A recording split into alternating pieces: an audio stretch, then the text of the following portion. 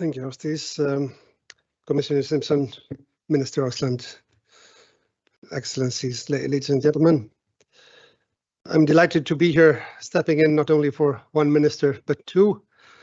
It was actually the Minister for Finance and Economic Affairs, Ms. Þórdís Kolbrún Reykfjörð Gylfadóttir, who had earlier agreed to step in for the Minister of Environment, Energy and Climate, Mr. Guðlaugur Þór Þórðarson. But as you well know, in Iceland,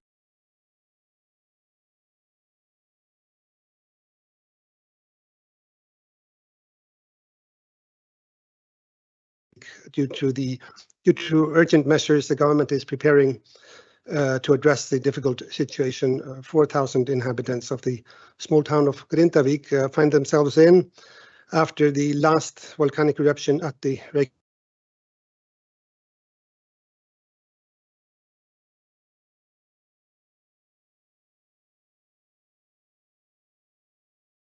ever, I'm afraid to say.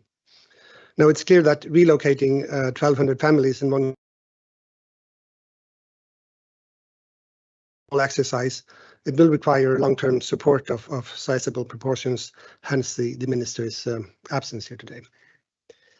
But turning to the issue at hand, I think everyone in this room is well aware of the fact that we, and by me, the global community, are not on track to achieve the Paris Agreement temperature goal of keeping the global average temperature increase to 1.5 degrees above pre-industrial levels. We need to do more, and we need to act fast to be able to reduce greenhouse gas emissions with all possible means, including new technology.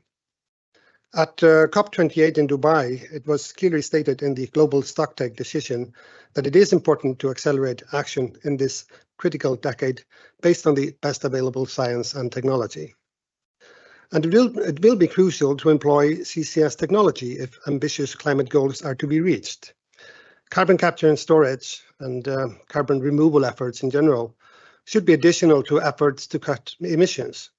They should not and must not be used as a justification for delaying clean energy transition or the phase out of fossil fuel production and use.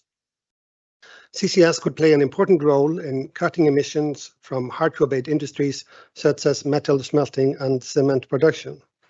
There is huge interest in CCS, and we see that our pioneering project in Iceland, the Carbfix project, has gained international recognition and media attention worldwide.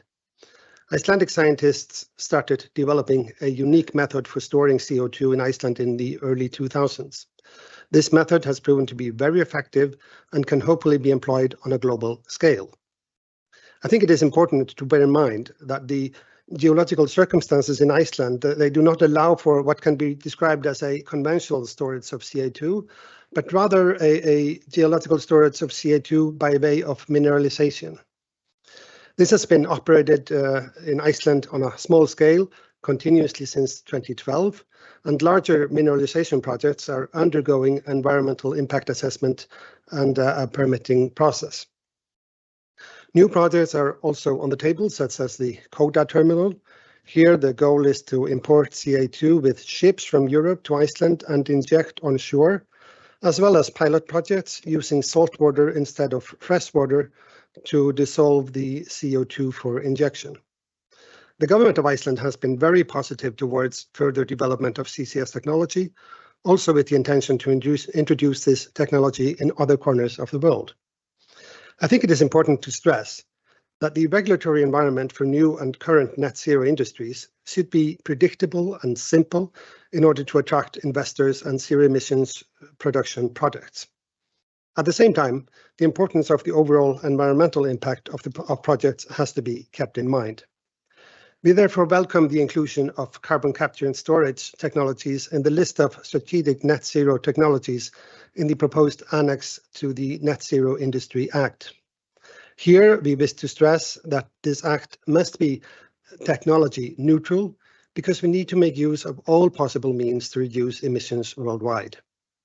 It is clear that there is great interest in CCS projects, and the government has been approached by other countries with the aim of establishing cooperation on CCS, and I think it will be interesting to see how this will play out.